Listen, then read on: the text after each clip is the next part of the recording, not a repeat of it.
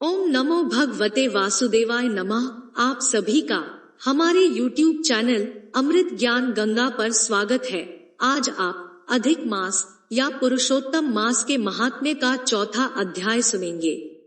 पुरुषोत्तम मास महात्म्य की कथा के पिछले भाग में सूत जी ऋषियों से कहते हैं कि हे ऋषियों, जब नारद जी श्री नारायण से प्रश्न करके चुप हो जाते हैं तो श्री नारायण नारद जी को वो कथा सुनाना शुरू करते हैं जो महात्मा श्री कृष्णचंद्र ने राजा युधिष्ठिर और अन्य पांडवों को सुनाई थी। उस कथा सुनाने के दौरान अर्जुन के एक प्रश्न का उत्तर देते समय महात्मा श्री कृष्णचंद्र अधिक मास के बारे में भी विस्तार से बताना शुरू करते हैं। वे कहते हैं कि हे सुव्रत, तुम्हारे प्रश्न का जो उत्तर है वह अति उग्र है, इसलिए क्रम से सुनो। चैत्रादि जो 12 मास है, ये सब अपने गुणों से पूजे जाते हैं। इनमें ऐसा कोई अपूर्व व्यक्ति नहीं है जो अपने अधिष्ठात्री देवता के बिना रहता हो। अपने अपने अधिकार में पूजे जाने वाले ये सभी मास फल को देने वाले हैं।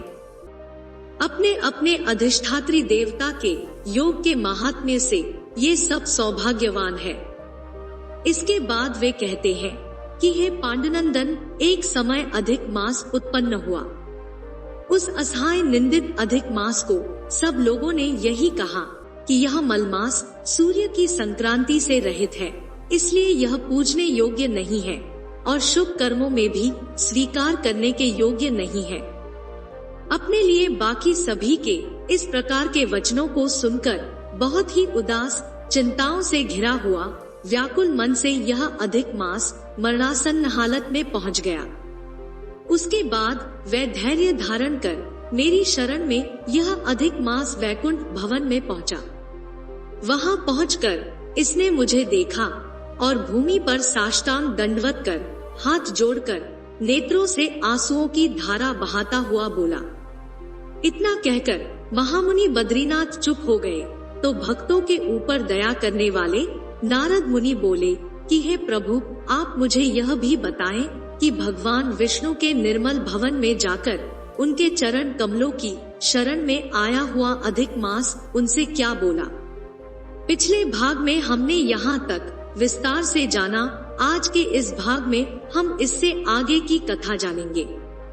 पिछले भाग को और अधिक विस्तार से सुनने के लिए आप इस वीडियो के डिस्क्रिप्शन में दिए गए लिंक पर क्लिक कर सकते हैं। तो चलिए शुरू करते हैं आज की प्रस्तुति। अधिक मास या पुरुषोत्तम मास महात्म्य की कथा। अध्याय 4। भगवान विष्णु के निर्मल भवन में जाकर उनके चरण कमलों की शरण में आया हुआ अधिक मास उनसे बोला कि हे नाथ, हे कृपा निधान, हे हरे, ये सभी जो मुझसे बलवान है, उन्होंने ऐसा कहकर कि यह मल मास है, मुझ दीन को अपनी श्रेणी से निकाल दिया है, इसलिए अब मैं आपकी शरण में आया हूँ। ऐसे यहाँ आए हुए मेरी आप रक्षा क्यों नहीं करते? अपने स्वामी देवता वाले मास आदि द्वारा शुभ कर्म में वर्जित मुझ स्वामी रहित को देखते ही आपकी दयालुता कहाँ चली गई और आज यह कठोरता कैसे आ गई है? हे भगवान, जैसे आपने कंस रूप अग्नि से जलती हुई वासुदेव की स्त्री देवकी की रक्षा की, वैसे ही दीन वत्सल कहिए मुझ शरण आए हुए की आज कैसे रक्षा नहीं करते। जैसे आपने मगध देश के राजा जरासंध के बंधन से राजाओं की रक्षा की, वैसे ही हे दीन वत्सल कहिए मुझ शरण आए हुए की आप कैसे रक्षा नहीं करते। जैसे आपने द्रुपद राजा की कन्या द्रौपदी की दुशासन के दुख से रक्षा की, वैसे ही आज मुझ शरण आए हुए की आप कैसे रक्षा नहीं करते। जैसे आपने यमुना में कालिया नाग के विष से गौ चराने वालों तथा पशुओं की रक्षा की, वैसे ही हे दीन वत्सल कहिए मुझ शरण आए हुए की आप कैसे रक्षा नहीं करते। जैसे आपने पशु और पक्षियों को पालने वाले एवं पशुपालकों की स्त्रियों की व्रज सरकंडों के वन में लगी हुई अग्नि से रक्षा की, वैसे ही हे दीन वत्सल कहिए मुझ शरण आए हुए की आप कैसे रक्षा नहीं करते। जैसे आपने झट से आकर आपने ग्राह के मुख से गजराज की रक्षा की, वैसे ही हे दीन वत्सल कहिए मुझ शरण आए हुए की आप कैसे रक्षा नहीं करते। श्री नारायण बोले, भगवान को इस प्रकार कहकर स्वामी रहित मलमास आंसू बहता मुख लिए जगतपति के सामने चुपचाप खड़ा रहा। उसको रोते देखते ही भगवान शीघ्र ही दयार्द्र हो गए और पास में खड़े दीन मुख मलमास से बोले। श्रीहरि बोले, हे वत्स, तुम इस समय अत्यंत दुख में क्यों डूबे हुए हो? ऐसा कौन सा बड़ा भारी दुख तुम्हारे मन में है? दुख में डूबते हुए तुझको हम बचाएंगे, तुम शोक मत करो। मेरी शरण में आया जीव फिर शोक करने के योग्य नहीं रहता है। यहाँ आकर महादुखी नीच भी शोक नहीं करता।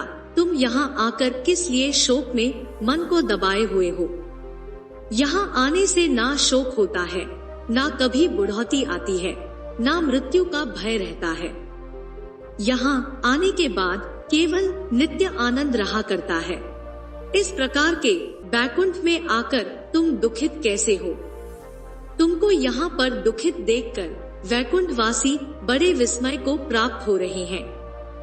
हे वत्स, तुम कहो इस समय तुम मरने की क्यों इच्छा करते हो?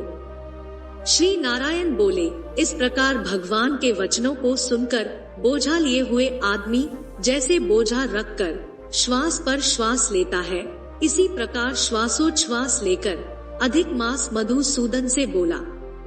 अधिक मास बोला, हे भगवन, आप सर्वव्यापी हैं, आपसे कुछ भी छिपा नहीं है। आप विश्व में आकाश की तरह व्याप्त होकर बैठे हैं। चर अचर में व्याप्त विष्णु आप सबके साक्षी हैं, विश्व भर को देखते हैं। विषय की सन्निधि ने भी विकार शून्य आप में शास्त्र मर्यादा के अनुसार सब भूत स्थित है। हे जगन्नाथ, आपके बिना कुछ भी नहीं है। क्या आप मुझ अभागे के कष्ट को नहीं जानते हैं? तथापि हे नाथ, मैं अपनी व्यथा को कहता हूँ। जिस प्रकार मैं दुख जाल से घिरा हुआ हूँ, वैसे दुखित को मैंने ना कहीं देखा है और ना सुना है। क्षण, निमेष, मुहूर्त, पक्ष, मास, दिन और रात सब अपने अपने स्वामियों के अधिकारों से बिना भय के हमेशा प्रसन्न रहते हैं। मेरा ना कुछ नाम है, ना मेरा कोई अधिपति है और ना कोई मुझको आश्रय है। इसलिए क्षणाधिक समस्त स्वामी वाले देवों ने शुभ कार्य से मेरा निरादर किया है। सब कहते हैं कि यह मलमास सर्वदा त्याज्य है, अंधा है, गर्त में गिराने वाला है। ऐसा इसी के कारण से मैं मरने की इच्छा करता हूँ, अब जीने की इच्छा नहीं है। निंदित जीवन से तो मरना ही उत्तम है। जो सदा जला करता है वह किस तरह सो सकता है? हे महाराज, इससे अधिक मुझको और कुछ कहना नहीं है। हे पुरुषोत्तम, आपकी वेदों में इस तरह प्रसिद्धि है कि आप परोपकार प्रिय हैं और दूसरों के दुख को सहन नहीं करते हैं। अब आप अपना धर्म समझकर जैसी इच्छा हो वैसा करें। आप प्रभु और महान हैं। आपके सामने मुझ जैसे पामर का घड़ी घड़ी कुछ कहते रहना उचित नहीं है।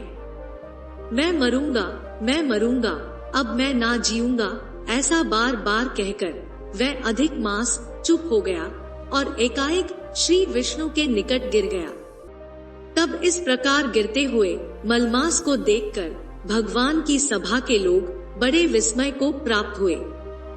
श्री नारायण बोले, इस प्रकार कहकर चुप हुए अधिक मास के प्रति बहुत कृपा भार से अवसन्न हुए श्री कृष्ण मेघों के समान गंभीर वाणी से चंद्रमा की किरणों की तरह उसे शांत करते हुए बोले। सूत जी बोले, हे विप्रो, वेद रूप रिद्धि के आश्रित नारायण का पापों के समूह रूप समुद्र को शोषण करने वाला बड़वा नल अग्नि से समान वचन सुनकर प्रसन्न हुए नारद मुनि पुनः आदि पुरुष के वचनों को सुनने की इच्छा से बोले। प्रिय भक्त जनों, पुरुषोत्तम मास की कथा का ये अध्याय यही समाप्त होता है। इससे आगे की कथा हम अगले भाग में प्रस्तुत करेंगे। आपको हमारी यह प्रस्तुति कैसी लगी, कमेंट करके जरूर बताएं। आपको हमारी यह प्रस्तुति पसंद आई हो तो वीडियो को लाइक करें, चैनल को सब्सक्राइब करें। वीडियो को अंत तक देखने के लिए आपका बहुत बहुत धन्यवाद।